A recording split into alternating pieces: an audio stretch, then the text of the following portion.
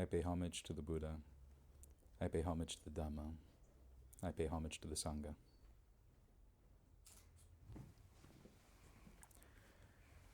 Well, I see some new faces today. I hope that means that I'll say something worth hearing for your benefit. I'm also using my new recorder, and this is my first time giving a public talk with it. I've only kind of messed around with it at home, trying to learn how it works. So I hope the levels work out and people hear something that sounds not like Darth Vader. I'm afraid it's going to catch every single breath. So we'll hope for the best. Anyway, the last few weeks, I'd say about 3 weeks, I've been moving. And if any of you have had to move from one apartment to another or somewhere else, one home to the other, you know how challenging it can be to move. You realize how much stuff you've accumulated.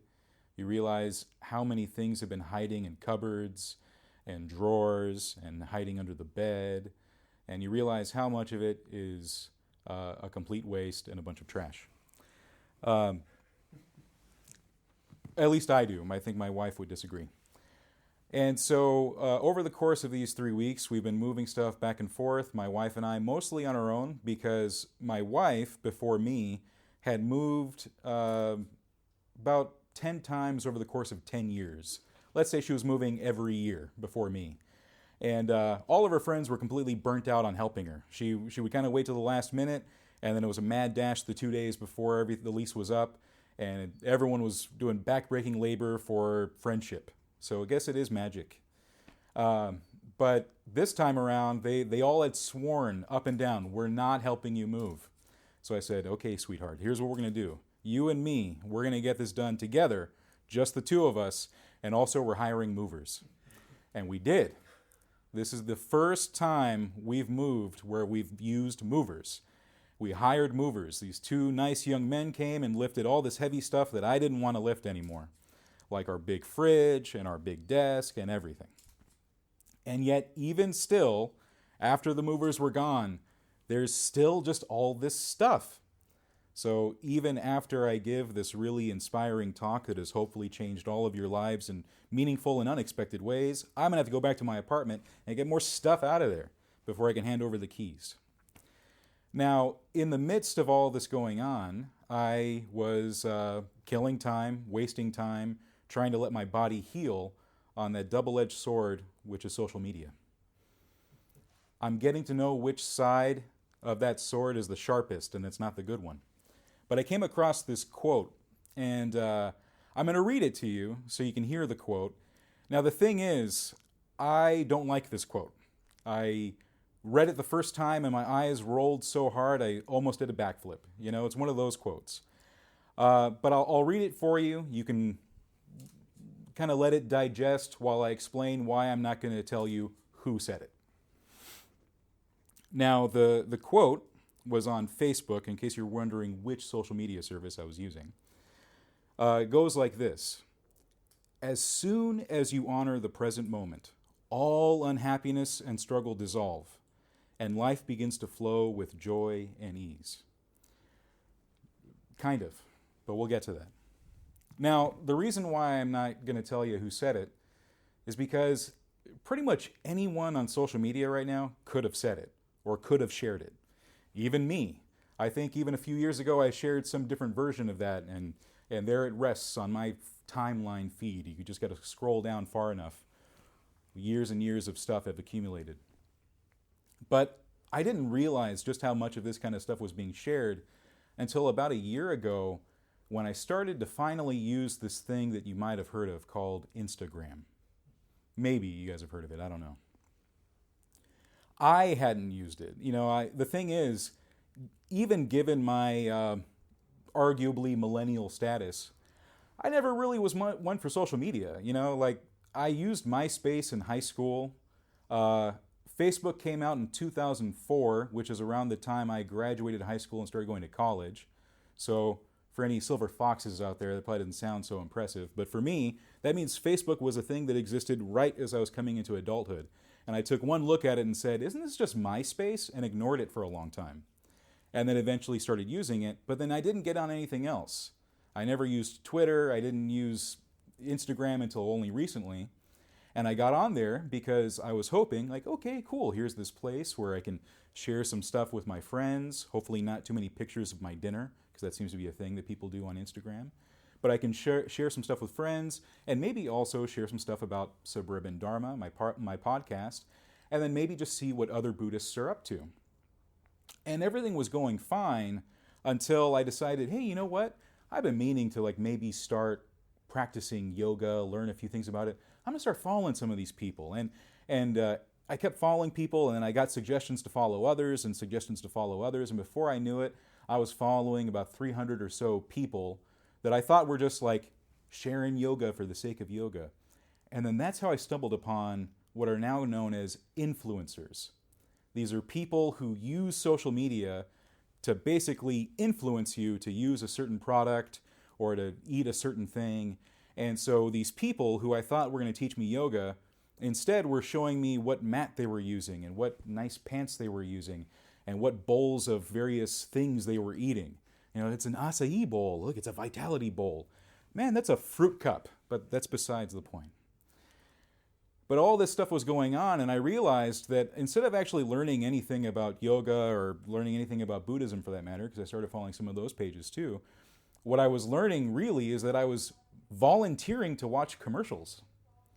And that's what a lot of it was. It was kind of all this fast stuff kind of thrown at you. And now that Instagram has what they call their stories, it's kind of incessant. I mean, if you're following 300 people, that's 300 stories. I know some people on there following thousands of people. I mean, you just got to sit there all day and click and click and click, and it's all showing you stuff that maybe you should buy. And amidst some of those things, they'll often share little quotes like that. And they're good quotes, don't get me wrong. I'm not saying they're bad. I think, though, that sometimes they're, in this case, a bit misleading. You know, as soon as you honor the present moment, all your problems are gone. Well, we got to unpack what that means. Like, what does it even mean to honor the present moment? Now, in truth, I think that Buddhism is entirely about honoring the present moment. I know its usefulness. I would say that the entire Eightfold Path of Buddhism is precisely about honoring the present moment. The thing is, though, that is a continual process. That when we talk about that big buzzword, mindfulness, and that alone is very tricky because mindfulness now is being used to definitely sell a lot of different things. You know, it's used to sell books on marketing, like, you know, use mindfulness to sell stuff and make more money. Use mindfulness to save more money. Use mindfulness to be better at dates, and so on, you know. I even found this one book that was on communication styles. Communicate like a Buddhist. I actually opened it up, and I didn't see anything really resembling Buddhism. It just seemed like common sense communication stuff. So I guess maybe Buddhists just communicate like everyone else. I don't know. But there are these things out there that are telling us how easy it is to follow the path and how easy it is to tap into the present moment. And once you do, pretty much everything's figured out. And if it were that easy, we'd live in a world of arahants. We'd live in a world of enlightened beings. But we don't. So maybe it's not that easy. There is something powerful about honoring the present moment. And I think by this we mean to really be in the present moment. To not be thinking about the past, to not have all these worries projected about the future, to not be fantasizing, but to be here in the body and in the mind. Really be in this moment. That's a wonderful thing. But the problem is, sometimes this moment sucks. I mean, I certainly had moments like that while moving, lifting heavy boxes, carrying all these things, dumping stuff into the dumpster, hoping my wife didn't catch me, you know, getting rid of things. All of that's going on, and that's my present moment. Even more so, or rather even more, let's say, troublesome or problematic is that the last couple months I've been suffering from what some people call tinnitus or tinnitus, however you want to pronounce it. I've heard both ways. And that's this ringing in the ears. So for some people, it's both ears. For some people, it's one ear. For me, it's my left. And the last couple months, I think it's been maybe a mixture of stress, my jaw's a little out of whack, things like that going on. But I've had this sound that for a while there was getting really, really bad. It's starting to subside now. I think it's starting to go away. But even now, it sounds like in the distance, in the very faint distance, there's a dentist drill going to work. That's kind of what it sounds like. And so that means that when I sit down to meditate, that's my present experience. That's my moment, right then and there. That's the moment I'm honoring by being there with it. And now I'm noticing that when I'm there in that present moment, it's not like all my problems are dissolving away. There they are. That's the moment. And we face those moments all the time in our lives. You know, we talk in Buddhism about our sense experiences where the mind is one of those senses. And they have different feelings or tones, pleasant, neutral, and unpleasant. And, you know, we kind of ignore the neutral stuff most of the time. We like the pleasant stuff, we want it to last. But really, when we sit down to meditate, it's those negative moments that really, really shine and pop out. You know, when you sit to meditate, you start getting the pain in the knees and the ankles, you get pain in the lower back. Lower back is where I used to have it for a long time, because I had a really bad posture. And you get all these little sensations, the foot starts falling asleep, you know, all these things are happening. If you were like me, when I started meditating, I was very young and I was enthusiastic, and I was practicing breath meditation, so I'd be, because I knew I had to be really focused on the breath, so I would start sweating from concentration, like, am I doing it right? You know, I was really struggling, and there it all is, my present moment experience.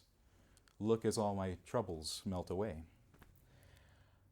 And so I think what I'm getting at here with this quote about, you know, the moment you tap into the present moment, all your stuff is solved, is that's, I think, partly because of social media, this view that we have, that everything is instantaneous, everything happens right away. And when people are trying to sell something, that's precisely when they tell you how quick it is, especially if you do it their way. And if you sign up for their email list, they will send you a free ebook that will tell you all about it, and also the price tag at the bottom. But the truth is, the path that we walk, this Buddhist path, the Eightfold Path, is a gradual one. It's built up over time, over practice, over the course of our lives.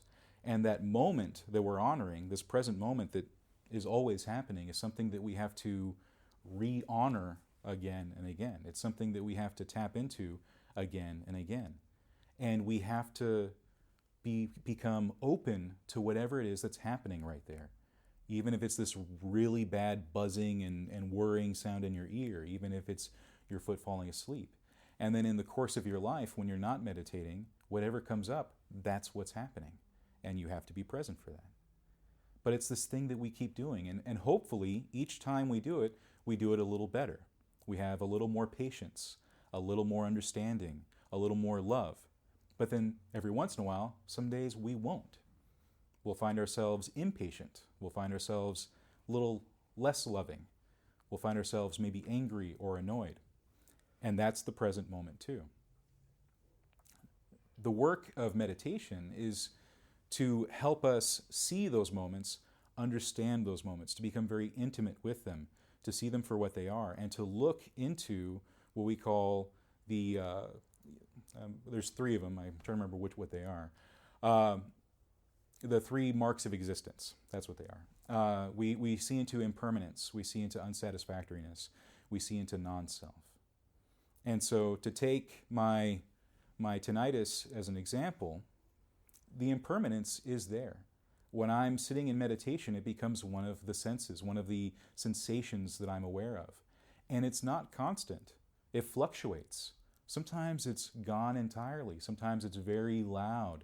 Sometimes it's very faint. It actually fluctuates, like when you're like tuning a radio, or back when you would talk on a payphone and you'd hear some of that kind of tinny metallic stuff kind of going on in the background. It's something that you can approach with a kind of interest, an investigation. something that you see shift and move, and it's not always the same. Now, unsatisfactoriness. Ooh, man, don't we see that? The thing is, unsatisfactoriness even exists in the moments when the tinnitus is gone, because in there is this worry, this fear, and also this knowing that it's going to come back. And so far over the last couple months, it has come back when it's been gone. I've even gotten really creative, social media. If you go on YouTube, there are little videos of sounds for people with tinnitus to help treat it. It helps distract your brain. It kind of masks the sound. And so it ends up sounding like two robots getting into a fight. So like if R2-D2 got in a fight with his cousin, that's kind of what it sounds like. But it ends up neutralizing that tinnitus, and you don't hear it for a while. And the relief. And then the moment you hit pause or stop, there it is again. So even in that moment when you're not feeling it, there's still that underlying dissatisfaction and dis-ease, what we call dukkha, even in that moment. Non-self, we see in the very sense of it that it's not something that I have any control over, this noise that I'm hearing in my ear. It's just something that is a part of my experience, and then at some point it will not be a part of my experience. Either the way it seems to be lessening over time, it'll go away, or it'll be something that continues and persists for the rest of my life until I die. Well, then it's over. Don't have to worry about that sound anymore. But there it is, something that is out of our control. And a lot of life is out of our control. And a lot of life seems like something that is a part of us and is not a part of us. Getting back to social media. Ooh, it's a good thing social media is not us. If I was my timeline, I'd be pretty embarrassed by what I was posting maybe 2013 and further back in time. Ooh, I was very political around that time, so a lot of really dumb stuff on there. I'm still political now, by the way. I'm just smart enough to not say much about it, There's something to be said about quiet action. We always have to put everything up on blast on social media, and it's what they're beginning to call virtue signaling, I think. Do good things. Maybe you don't have to share it every time you do it on Facebook. So this quote, let's look at it a bit more. I've already touched on the honoring the present. So all unhappiness and struggle dissolve, and life begins to flow with joy and ease. So begins to flow with joy and ease. That is something that does happen with meditation and Buddhist practice over time. You do find that things do become easier, but not because the things from outside have become easier, or even because the things happening in the body have become easier, but because you grow in patience. I'm actually glad that this tinnitus thing is happening now in my practice and not when I first started meditating. Because if I was dealing with something like this when I first started, I probably would have stopped, because it is that intrusive. There were times, especially in the beginning, where it would get so loud that I would become very disoriented and couldn't pay attention in a conversation. And I would even get a little lightheaded for a little bit just because of the distraction of the sound. And then it's fading now, so here I am, hopefully making sense, and also able to hear others when they talk to me. Listening, who knows? Hearing, maybe. But there it is, And if it had happened at the beginning, when I didn't have the patience and the endurance to just go along with that present moment experience, I might have stopped. And so that is something that I've learned over time, that in the course of following the Eightfold Path, and in the course of not only meditating, but also trying to live skillfully, I've seen how much of the path is really about patience and also persistence, what we call skillful or right effort. Because, in the past, I used to rely on motivation to get me to not only practice, but also to meditate. And the thing is, motivation is very fleeting. There are many times when you wake up in the morning and you kind of just want to roll over and go back to sleep. And getting up and sitting on a cushion and sitting there with your eyes closed for about half an hour doesn't really seem appealing and might actually just lead to more sleep anyway. After all this moving, I'm pretty tired. I was sitting here hoping I didn't end up snoring or something, And that happens too, that kind of exhaustion. But determination, discipline is a good thing to have in the practice, because when we come to that present moment, rather than just be this thing that as soon as we're tapped into it, everything's figured out, is often going to be something unpleasant, something that we don't want to deal with, something that we don't want to be with. And we can honor that by being with it, but it's something that continues over the course of our life, this gradual path we're working on, that we're walking on, that over time it just gets a little and a little better. Even in the course of moving. Now, I might gripe and complain here mostly because it, makes for good radio, I guess, but it also is true to my feelings. But how I've dealt with it in the past, one of the things that made me intrigued by meditation and by Buddhist practice was my own issues with anger. When I was very, very young and like when I was around 10 and then into my early teens, I was a very angry person. I would throw things across the room. I would punch walls and stuff to I don't know what I was proving exactly, but I was just angry and lashing out at things. I would yell, and I was known at my school as like the angry guy. And even over the course of my life, throughout my teens and early 20s, I was still pretty angry about a lot of things. And it would manifest in different ways. And even in moving, where I'd be shouting at people like, no, not that, this thing, get it out, and doing all this stuff, and kind of huffing and puffing all over the place, and picking up a box and throwing it down harder than I needed to, and all of that. And, I've finally gotten to a point where I can be angry and not have to express it. But that's not something that happened the moment I tapped into the present. It happened over the course of several years of meditative practice, where I got to see again and again how my anger manifests, how it comes up into the body, how it comes up into the mind, how everything gets tense, and how my whole body gets agitated. And I can stop in that and be there and not let it spill out and affect others, to not let it get into my life and my interactions, to not let it seep into the other objects around me and cause violence. I'm sure that for each and every one of you who practices meditation, that there's probably something that made you interested in it. Perhaps there was something about yourself that you wanted to change. And the thing is, meditation will very likely do that. A lot of studies have come out recently about the benefits of meditation and what it can do and also what it can't do. The thing is, though, with at least my own experience, what made those things happen was when I stopped trying to make those specific things happen.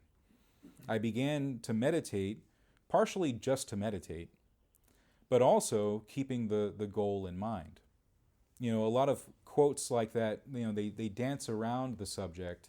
Others ignore it entirely, but the goal of meditation, the goal of the Eightfold Path, is to lead towards liberation. It's to lead towards Nibbana, the sublime bliss, the supreme bliss. That's the goal. And if, at least with me, if you keep that goal in mind, the other stuff kind of works itself out. A lot of people I've noticed lately are caught up in what we might call the pleasant side effects of meditation.